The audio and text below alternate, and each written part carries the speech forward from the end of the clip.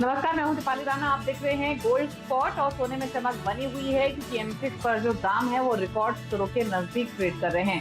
COMEX पर सोना 9 साल के ऊपरी स्तरों के आसपास है। वहीं कोरोना के बढ़ते मामलों से लगातार हमने देखा है कि सोने की कीमतों को सपोर्ट मिल रहा है। सोने में तेजी के साथ इसकी तरफ निवेशकों का रुझान भी काफी बड़ा है क्योंकि 2020 में हमने देखा है कि 2020 की जो पहली छमाही रही है उसमें गोल्ड ईटीएफ में 3,500 करोड़ का निवेश हुआ है, जो पिछले साल यानी 2019 की पहली छमाही में लगभग 160 करोड़ के आसपास। इसके अलावा गोल्ड, बॉन्ड और बुलियन में भी निवेश बढ़ा है। आगे सोने और चांदी में निवेश को लेकर क्या आउटलुक है, इसी पर बातचीत करेंगे। कीमतों की चाल कैसी रहेगी इसी को समझेंगे। हमारे साथ KBC commodity editor Manisha Gupta है, कोटक महिंद्रा एएमसी के लक्ष्मी अय्यर है, निर्मल कमोडिटी से कुणाल शाह है और एलकेपी सिक्योरिटीज के जतिन त्रिवेदी बने हुए हैं। सभी का स्वागत है इस खास शो में। और सोने की चमक बरकरार है, इसलिए शुरुआत गोल्ड से ही करते हैं और लक्ष्मी अय्यर भी हमारे साथ है। Lakshmi ji, good morning. पहले आपका व्यू लेना चाहेंगे कि गोल्ड में एज एन इन्वेस्टमेंट ऑप्शन रुझान जो है निवेश का वो काफी बड़ा है और उसका सबसे बड़ा एग्जाम्पल ईटीएफ फ्लोज है, जो कि इसके पहले क्वार्टर में 3,500 करोड़ के पास पहुंचे हैं। तो ये इन्वेस्टमेंट, स्ट्रॉन्ग इन्वेस्टमेंट डिमांड हमने आती हुई देखी है। क्या ये इसी तरीके से बरकरार रहेगी? क्या आउटलुक है इन्वेस्टमेंट आउटलुक गोल्ड पर? जी बिल्कुल, मैं आपकी बातों से और आपकी ऑब्जर्वेशन से बिल्कुल सहमत हूँ। और दूसरी चीज़ जो हो रही है, गोल्ड की चमक इसलिए भी बरकरार है क्योंकि काफ़ी विश्व भर में जो अनसर्टेनिटी जो कोविड के चलते हुई है, वो थमने का नाम नहीं ले रहा है और इंडिया में भी कुछ ऐसे ही अपने को लक्षण दिखाई दे रहे हैं। और जो अपना रुपया है, जो रुपी टर्म्स में अगर हम देखें तो रुपये के डेप्रिसिएशन के वजह से भी जो गोल्ड में रिटर्न्स की बढ़त होती है, ये सब के चलते हुए ऐसे लग रहा है। और जुलाई का महीना खैर 12-13 दिन ही गुजरे अभी तक, गोल्ड ईटीएफ में नेट सेल्स ये महीने भी अभी तक के पॉजिटिव ही दिख रहे हैं। तो ऐसा लग रहा है कि ये जो इंटरेस्ट है ये इतनी जल्दी थमता हुआ हमको दिख नहीं रहा है, यहाँ पे ये बरकरार रहेगी, ऐसा हमारा मानना है। यानी कि आगे यहाँ पर तेजी बरकरार रह सकती है। और जैसे हम बात कर रहे थे कि इस साल में करीबन 3,500 करोड़ जैसे इनफ्लोज हमने यहाँ पर अब तक इंडियन ईटीएफ्स में आते हुए देखे हैं। ऑल टाइम हाइज पर हैं। ग्लोबल ईटीएफ की होल्डिंग्स भी 3600 टन के आसपास है, जो कि ऑल टाइम हाइज पर है। लक्ष्मी, अगर हम मंथ ऑन मंथ के यहाँ पर नंबर्स देखें तो जो हमने अप्रैल और मई में नंबर्स आते हुए देखे थे, जून में हल्की सी गिरावट यहाँ पर देखने को मिली है। क्या ये ऑल टाइम हाई प्राइसेस की वजह से है या फिर गोल्ड फंड्स की तरफ लोगों का ध्यान गया या अनलॉक 1 हुआ तो कुछ लोगों ने फिजिकल मार्केट्स में यहां पर खरीदारी शुरू की? देखिए, कुछ कुछ हर एक चीज़ का इसमें थोड़ा बहुत कंट्रीब्यूशन रहा है मेरे हिसाब से। और आमतौर पे हमारे देश में अगर हम देखते हैं, जो इलास्टिसिटी ऑफ डिमांड की जो हम बात करें, जहाँ पे दाम बढ़ जाते हैं तो उसकी डिमांड घट जाती है, एंड वाइस वर्सा। हल्का सा प्रॉफिट टेकिंग भी देखने को मिला है, जिसकी वजह से आप बराबर देख रहे हो जून का महीना थोड़ा मई और अप्रैल के हिसाब से कम रहा है। पर अभी देखिए, बरसात ठीक ठाक हो रही है, हार्वेस्टिंग ठीक ठाक होगा, अगर वो सब अगर अंदाजा लगाया जाए, एग्री डिमांड जो गोल्ड की है रूरल एरिया से, वो भी काफी बरकरार रहने की उम्मीद है। तो हमें ये लगता है ये एक छोटा सा ब्लिप है। और जैसे हमने छोटा सा करेक्शन भी देखा था प्राइस ऑफ गोल्ड में पिछले 2-3 दिनों में, उसके बाद भी अगर लगातार चढ़ती हुई प्राइसेस अगर सस्टेन रही तो शायद थोड़ी नमी रहेगी, पर ऐसा नहीं है कि पूरा डिमांड निकल जाएगा। जी लक्ष्मी, आई कम फ्रॉम अ पॉइंट कि ऑफ कोर्स काफी सारे लोगों ने यहाँ पर खरीदारी करी है। जैसे हम आपसे पहले भी बात कर रहे थे कि नए इन्वेस्टर्स भी यहाँ पर हैं, आपने नए निवेशक यहाँ पर जोड़े हैं, लेकिन आप बहुत यहाँ पर फर्स्ट टाइमर से भी बात कर रहे होंगे, चाहे वो रिटेल है, चाहे वो इंस्टीट्यूशन है, चाहे वो एचएनआईज है। किस तरह का इंटरेस्ट है एज ऑफ नाउ ईटीएफ्स में, क्योंकि पॉजिटिव्स यहाँ पर काफी सारे हैं? आपको लगता है और नए निवेशक यहाँ पर जुड़ेंगे?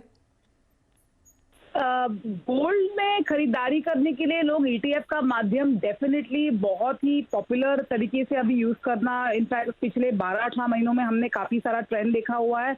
उसके अलावा लोग सॉवरेन गोल्ड बॉन्ड्स की तरफ भी जा रहे हैं। बेसिकली जो पेपर ओनरशिप है, देखिए वैसे भी कोरोना के चलते, सोशल डिस्टेंसिंग के चलते ज्वेलरी डिमांड वगैरह घट गई थी, तो उसके हिसाब से लोगों ने पेपर गोल्ड में खरीदारी बढ़ा दी है। और वही ठीक पोलियो ट्रेंड भी हमको दिख रहा है ईटीएफ की तरफ से।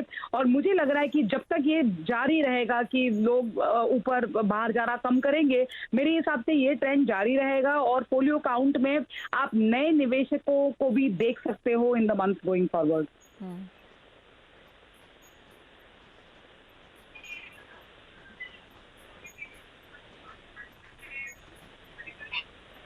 ओके, तो यहाँ पर खरीदारी देखने को मिलेगी, नए निवेशक भी जुड़ते हुए नजर आएंगे, ट्रेंड्स यहाँ पर पॉजिटिव हैं और आगे भी ऐसे रह सकते हैं। लक्ष्मी, बहुत शुक्रिया हमारे साथ जुड़ने के लिए और वो पूरी इंडियन ईटीएफ ट्रेंड्स के बारे में हमसे बात करने के लिए। कुणाल, आपके पास आना चाहेंगे। और पिछला हफ्ता यहाँ पर बेहतर था, हमने खरीदारी यहाँ पर सस्टेनेबल बेसिस पे आते हुए देखी है और जो भी ट्रेंड्स भारतीय बाजारों में, अंतर्राष्ट्रीय बाजारों में है, वो यही दिखाते हैं कि हर डिप पे सोने में खरीदारी जारी है। इस हफ्ते में अब आपको क्या लगता है, इस हफ्ते के लिए आप क्या रेंज के साथ काम करेंगे सोने और चांदी दोनों में? जी, आई थिंक दोनों में आउटलुक अभी भी तेजी का ही है और मेनली गोल्ड से ज़्यादा सिल्वर बुलिश लग रहा है। जैसे मैं लास्ट 2 शो से कह रहा हूँ, सिल्वर की जो सप्लाई साइड है वो वीक होती जा रही है, mainly from the south America, Chile, Peru, ये सब जगह पे जहाँ से सिल्वर का मेजॉरिटी ऑफ द प्रोडक्शन आता है, यहाँ पे सब माइन कोविड क्राइसिस के कारण बंद हो गई है। सो ग्लोबल फ्रंट पे 6% शॉर्टफॉल है सप्लाई में। So production as on today जो प्रोडक्शन है वो 6% से कम हो गया है। जो फर्स्ट हाफ ऑफ द 2020 है उसमें डिमांड 10% से बढ़ गई है, mainly led by ETF. So silver ETFs में भी होल्डिंग देखेंगे अगर आप तो 25% होल्डिंग्स अप है।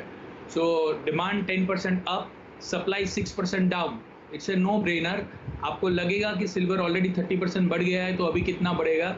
कमोडिटी में शॉर्ट सप्लाई अगर जिस कमोडिटी में होती है तो उसको क्वांटिफाई करना बहुत डिफिकल्ट हो जाता है। So silver looks very bullish, 54-55 conservatively लग रहा है शॉर्ट टर्म में। और गोल्ड की बात करेंगे तो गोल्ड में भी एक ही जो चीज़ है जो स्लाइटली नेगेटिव है वो है कंसेंसस व्यू। आज कोई एक भी मैंने बेरिश रिपोर्ट देखी नहीं है गोल्ड में, बट फिर भी गोल्ड के प्राइजेस अभी भी ऊपर जा सकते हैं। 49,350, 49,400, 49,500 के आसपास एक बार थोड़ा शॉर्ट टर्म में अटक सकते हैं, बट ओवरऑल गोल्ड में भी ट्रेंड तेजी का ही रहेगा। सिल्वर ज़्यादा बुलिश लग रहा है।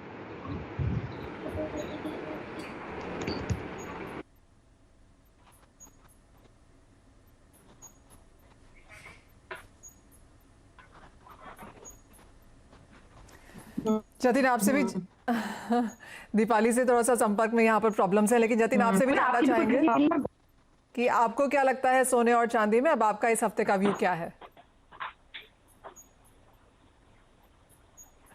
ओवरऑल पोजीशन जो है बहुत स्ट्रांगली हम लोग रेकमेंड करते ही आ रहे हैं, बाय कॉल्स ही हम लोग दे रहे हैं, जितना बने उतना ट्राई कर रहे हैं। निवेशकों को इसके अंदर एक्यूमुलेशन स्ट्रैटेजी बनाकर रखिए, यही एडवाइस दे रहे हैं। टिप्स के लिए वेट कीजिए और तुरंत उसके अंदर बाइंग कर लीजिए, यही एडवाइसेस है हमारी। यस, ऑफ कोर्स सिल्वर की प्राइसेस जो है बहुत ज्यादा अभी आउट परफॉर्मेंस करते हुए दिख रहे हैं। हिस्टोरिकली अगर देखने जाएंगे तो प्राइसेस जो सस्टेनेबल हो रहे हैं, रैलीज जो है अच्छी खासी पकड़े हुए हैं।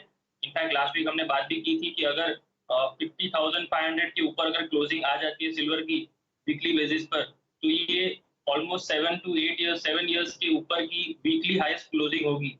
एंड उसके बाद आप देख सकते हैं ऑलरेडी 2000 पॉइंट की रैली दिखा चुका है सिल्वर। और लास्ट वीक की अगर हम बात कर लें तो मनीषा जी एक अपडेट देना चाहूंगा कि सभी कमोडिटीज के अंदर, not only bullions, in fact all the commodities have given a strong return last week. It has been a historical week last week, जहां पर 2% से लेके 7 से 8% तक की रैली हर एक कमोडिटीज के अंदर देखने मिल चुकी है। तो यहाँ पर बुलिश स्टैंड जो है अभी भी बरकरार है हमारा बुलियंस पर स्पेशली। यस, सिल्वर के टारगेट्स जो है कहीं ना कहीं इमीडिएट बेसिस पर 54 to 55 इमीडिएटली लग रहे हैं। 50,500 एक स्ट्रॉन्ग सपोर्ट जोन बना हुआ है इमीडिएट बेसिस पर। तो रेकमेंडेशन यही रहेगी कि ट्रेडिंग स्ट्रैटेजीज में बाय ऑन टिप्स की स्ट्रैटेजी बनाकर रखिए, अपसाइड के लिए पोटेंशियल बहुत अच्छे लग रहे हैं।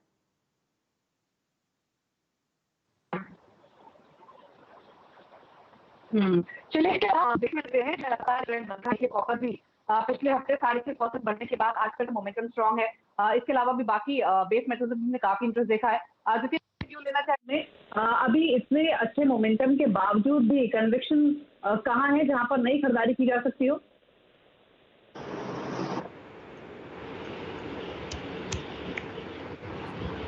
न्यू पोजीशंस के हिसाब से देखने जाएंगे तो सिल्वर के अंदर एक अपॉर्चुनिटी अच्छी खासी दिख रही है। बाय ऑन डिप्स की स्ट्रैटेजी हमारी मेंटेन्ड ही है सिल्वर के अंदर भी। All the bullions, gold and silver both are bullish for us. Buy on dips की स्ट्रैटेजी मेंटेन रखिए। 51,850, 51,900 के आसपास सिल्वर के लेवल्स अच्छे लग रहे हैं इंट्राडे पर्सपेक्टिव से, वहां पर बाय करके चलिए 51,600 के स्टॉप लॉस के साथ। और टारगेट रखना है कहीं ना कहीं 50 to 250 to 52,500 के आसपास के टारगेट्स रखकर चलना है सिल्वर। मेटल्स की अब यहाँ पर बात करेंगे क्योंकि बेस मेटल्स में हमने अच्छी खासी बढ़त आज भी यहाँ पर बरकरार देखी है। ऑफ कोर्स हमारे काफी एक्सपर्ट्स ने हमें कहा था कि कॉशियस रहने की जरूरत है, लेकिन जिस तरह का ट्रेंड यहाँ पर लगातार बनता हुआ नजर आया है काफी पॉजिटिव है।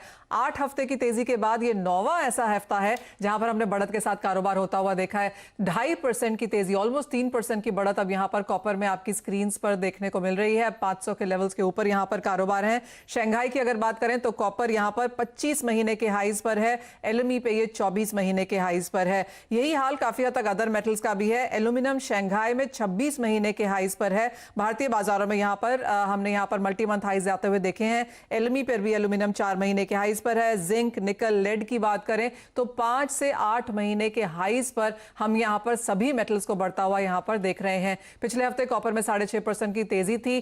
कुणाल, कैसे देखते हैं आप, क्योंकि एक फुल रन अप यहाँ पर देखने को मिल रहा है मेटल्स में। स्टिमुलस मेजर्स हैं, सप्लाई डिस्ट्रप्शंस हैं, बाजार को लगता है कि चाइना की डिमांड रिकवरी यहाँ से बेहतर होगी, लेकिन क्या वो ऑलरेडी इन प्राइस है या फिर जो ये स्पेक्युलेटिव फंड मूव्स हम मेटल्स में आता हुआ देख रहे हैं ये आगे जारी रहेगा?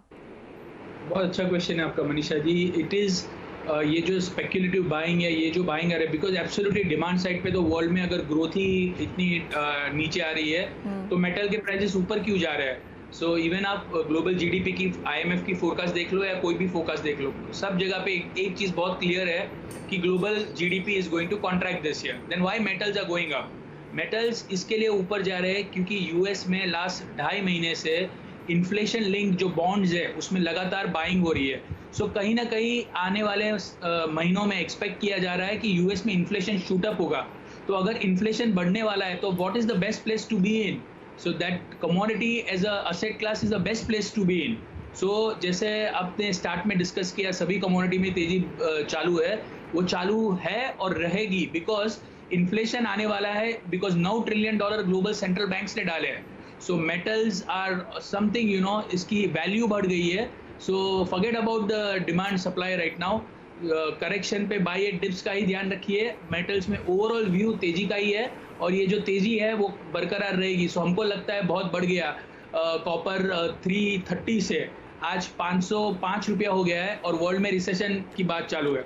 So it is because so much money is coming and chasing this few commodities and that's why commodity prices are going up. So तेजी का दौर कंटिन्यू रहेगा, कोई मंदी जैसा लग नहीं रहा है, छोटे मोटे करेक्शन आते रहेंगे। मेरी राय में निकल अभी भी तेजी लग रहा है, कॉपर भी ऊपर लग रहा है। कॉपर में माइन स्ट्राइक के कारण कॉपर बढ़ रहा है। कॉपर की जो बड़ी माइन है उसमें माइन स्ट्राइक होने वाली है, वो एंटिसिपेशन में कॉपर बढ़ रहा है। और निकल मुझे लग रहा है 1050 के लेवल्स आपको आने वाले 1-2 दिन में दिखा सकता है। सो कॉपर अराउंड 508, 509 और निकल अराउंड 1050 के लेवल्स आपको दिखा सकता है। तो कॉपर तो ऑलरेडी 3% ऊपर है, 508, 509 के लेवल्स पर ट्रेड कर रहा है, लेकिन शानदार तेजी आज अक्रॉस ऑल बेस मेटल्स हमने देखी है। क्विकली जाते हैं, अपना व्यू क्रूड पर दीजिए, जहां पर थोड़ी सुस्ती हम देख रहे हैं, 3000 के आसपास के प्राइसेस ट्रेड कर रहे हैं। ऐसा कोई क्लियर ट्रिगर अभी है नहीं जो कि तेजी या फिर मंदी का कोई डायरेक्शन दे। तो इन लेवल्स पर क्या व्यू है, क्या आउटलुक है? टेक्निकली देखने जाएंगे तो एक साइडवेज काउंटर में है फिलहाल। क्रूड के प्राइसेस जो है वो 3100 अपसाइड में जो है वो रेजिस्टेंस प्लेस है और डाउनसाइड में 2900 के आसपास सपोर्ट प्लेस है। तो ये जो 200 पॉइंट की जो रेंज मार्केट है, यहाँ पर ही प्ले करने की एडवाइस रहेगी मेरी। जब तक ओपेक प्लस की जो अपडेट है जो आने वाले 2 दिनों में आने वाली है, उसके बाद ही एक ट्रेंड बेस्ड रैली शायद उसके अंदर देखने मिलेगी। जब तक ये 200 पॉइंट के अंदर रेंज के अंदर है, 2900 on down side and 3100 on the upside, उसके अंदर ही ट्रेडिंग बेट्स लेने चाहिए। विद दैट आई मीन 2950, 2970 के आसपास बाइंग लेवल्स हैं और 3050, 3060 के आसपास सेलिंग लेवल्स। आज का दिन क्लियरली मेटल्स के लिए है। बेस मेटल्स ऊपर है और उसका फायदा शायद चांदी यहां पर उठाते हुए नजर आ रही है। तो इस सेक्टर पे नजर रखिए, यहां पर बाइंग रिकमेंडेशंस हमारे दोनों ही एक्सपर्ट्स ने आपके लिए दी हैं।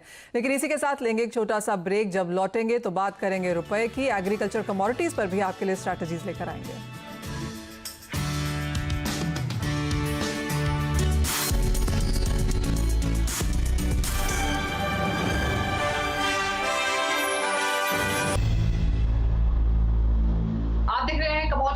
बात करेंगे एग्री कमोडिटीज की, फोकस करेंगे कॉटन पर, जहां पर यूएस डिपार्टमेंट ऑफ एग्रीकल्चर ने अगले सीजन के ग्लोबल कॉटन उत्पादन अनुमान में कटौती की है और यूएसडीए ने उत्पादन अनुमान 11.87 करोड़ बेल्स से घटाकर 11.62 करोड़ बेल्स कर दिया है। इसके अलावा यूएसडीए ने खपत का अनुमान भी 11.44 करोड़ गांठ से घटाकर 11.43 करोड़ गांठ कर दिया है। इसी खबर पर बातचीत करते हैं, मायने समझते हैं इसके। हमारे साथ इंडियन कॉटन एसोसिएशन के प्रेसिडेंट महेश शारदा बने हुए हैं। महेश जी, यूएसडीए ने जो ग्लोबल कॉटन उत्पादन अनुमान घटाया है उसे आप कैसे देखते हैं? घरेलू बाजार में उत्पादन को लेकर क्या आउटलुक बन रहा है? बुआई की क्या स्थिति है? Madam good afternoon. ये जो यूएसडीए ने अपने फिगर्स घटाए हैं वहाँ थोड़ी सी ड्रॉट की पोजीशन है, इसलिए वहाँ कॉटन प्रोडक्शन में कमी आने का अंदेशा है। वेरेज इंडियन सिनेरियो देखें तो इंडियन में अब सब जगह अच्छी बम्पर बारिश हो गई है और हमारे यहाँ सोइंग भी पिछले साल से ज़्यादा हो रही है, तो हमारी यहाँ क्रॉप बढ़ने की संभावना है। और आज के दिन we are already carrying a long stock with us with the government, तो हमारे यहाँ के प्राइसेस और यूएस के प्राइसेस में अलाइनमेंट नहीं रहने वाली है।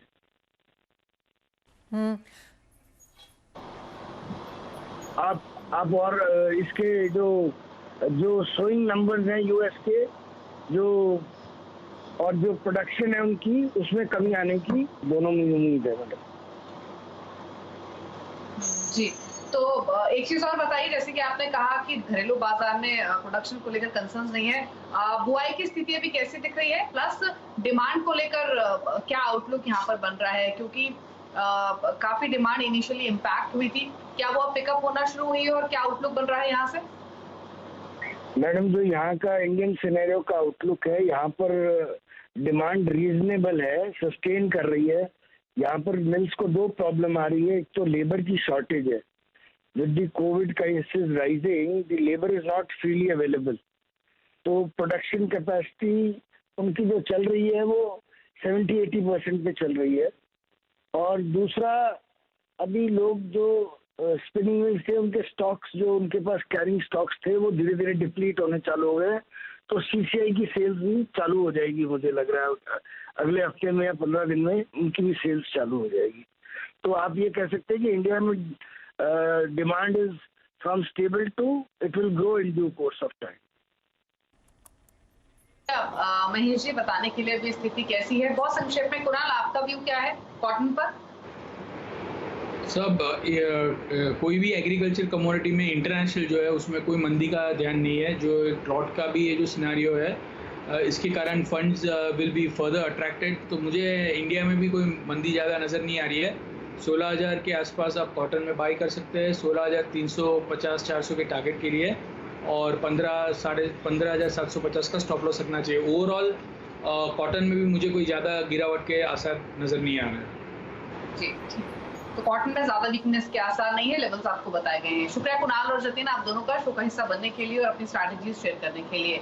ब्रेक में जाने से पहले बात करेंगे सीएनबी से आवाज की मुहिम की। एनएससी के साथ मिलकर हम एक मुहिम लाए हैं जिसका नाम है इन्फॉर्म्ड इन्वेस्टर, और मकसद है कि आपको जागरूक करना, अपनी इन्वेस्टमेंट्स से जुड़ी हुई जानकारी देना। अक्सर हम देखते हैं कि सही जानकारी ना होने की वजह से जो निवेशक हैं वो अपनी पूंजी गवा बैठते हैं, क्योंकि वो पेनी स्टॉक्स में निवेश कर लेते हैं। दरअसल पेनी स्टॉक्स उस कैटेगरी के स्टॉक्स होते हैं जो जिनके फंडामेंटल्स बहुत खराब होते हैं, जो बहुत इलिक्विड होते हैं, जिनमें ऑपरेटर्स काफी हेराफेरी करते हैं। इस तरह के स्टॉक्स में घुसना तो आसान है, लेकिन निकलना बहुत ही मुश्किल। इसीलिए आपको अच्छी तरह से रिसर्च किए हुए fundamentally strong large cap, mid cap या फिर स्मॉल कैप कैटेगरी के स्टॉक्स में ही पैसा लगाना चाहिए। कोई भी अनजान सोर्स आपको कहे कि आपको ये स्टॉक लेना चाहिए तो आपको आंख मूंद कर भरोसा नहीं करना है, आपको रिसर्च करके अच्छे स्टॉक्स खरीदने चाहिए।